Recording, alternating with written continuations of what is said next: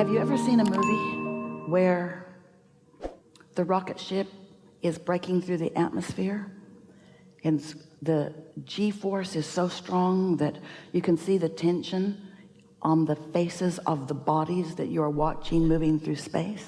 Their eyes look like they're going to bulge out and their head looks like it's going to explode, and you can tell that they can hardly stand it, and then all of a sudden they break through, and then the relief of that tension is no longer there. That's what meditating is like. No, not quite, but it's sort of kind of like that. Because your goal is to quiet your mind, but when you first start to quiet your mind isn't quieted. So you have a sort of internal battle going on, because you want to quiet your mind but it isn't. You want to quiet your mind but it isn't. You want to quiet your mind and it isn't. And you're so focused on quieting your mind you can't. And so we say, listen to the air conditioner. It's so beautifully boring. You have no judgment about it. I've heard better.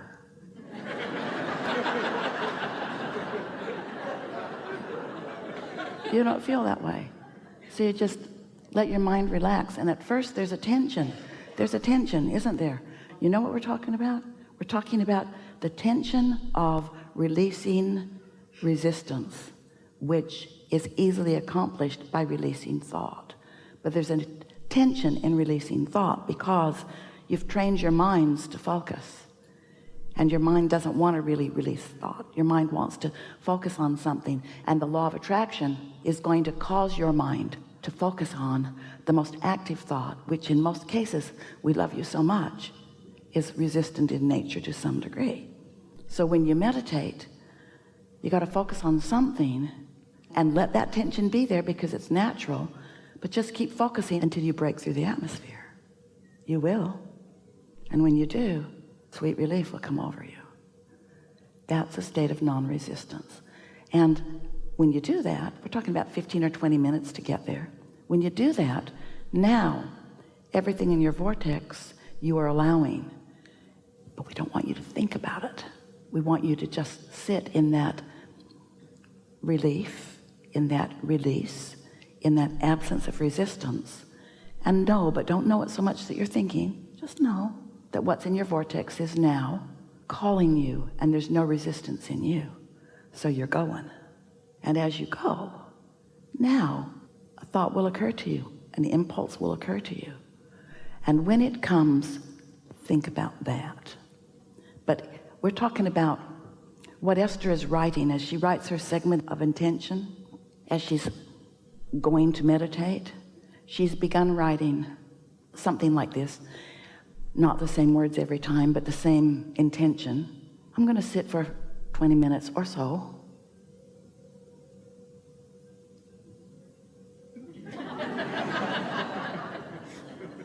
I'm going to turn off my phone and sit in a place where there will not be interruptions. The universe has such good timing. And I'm going to quiet my mind. I'm going to quiet my mind by focusing on this sound. Sometimes it's a sound in her house. The refrigerator makes a really nice sound, the condenser. The air conditioner makes a really nice sound, but sometimes it turns on and off. So she has an app on her phone.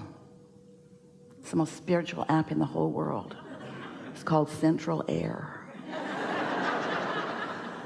It's just this nice, steady sort of atmospheric buzz that she focuses on. Her statement of intention is, I'm going to focus on this sound of silence, so to speak, this sound, and I'm going to allow my vibration to rise. And then this is the key word that she has just discovered recently, and this is everything that we're leading up to with you. And then I'm going to watch the movie if it happens. I'm going to watch the movie if it happens. Not, I'm going to create a movie. Not, I'm going to take this issue and I'm going to work it over good. Because That's a reintroduction of the resistance she is talking about letting go of. I'm just going to watch the movie. I'm going to watch the non-resistant movie that my inner being has queued up for me. So I have one singular intention, and that is to release any resistance that I have. Okay, now that made perfect sense to you, didn't it? Your meditations are going to be so much more pleasurable from now on. Pleasurable and therefore powerful, but pleasurable is what we're going for. But therefore more powerful, but pleasurable is what we're going for. Because if you go for the power of it, you're going to try to create within it. If you go for the pleasure of it, you'll chill. You'll allow it to be. So you got that, didn't you? Now what we're saying to you is that's the same stance that we want you to now be relative to everything that you want, because you've done the work. You have sifted through the data. You've done step 1. Source has gathered the cooperative components. Step 2 is done. Now your work relative to this subject is to let it be. Let it come to you. Don't try to direct it. That makes you focus in the same way that we were giving the example of. It makes you activate vibrations that are in your way. You are so close, not to this end result, to this never-ending pattern and path of results, results, results, results, results, results, results, results.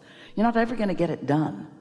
You're not ever going to get to the end, but you're going to have so much pleasure as the universe says, here you go. And you say, I see that. And then the universe says, here you go. And you say, I see that. The words that are coming from Esther these days are, I am bowled over by my now awareness of the cooperative universe that is acting on my behalf. She said it's like problem solution, problem solution, problem solution, problem solution, or question answer, question answer, question answer, question answer. And if the question and the answer are really close together, or the problem or the solution are so close together, then you have that feeling of your hands in the clay, but you don't mess it up by focusing upon a problem when you're not close enough to the solution to let it in.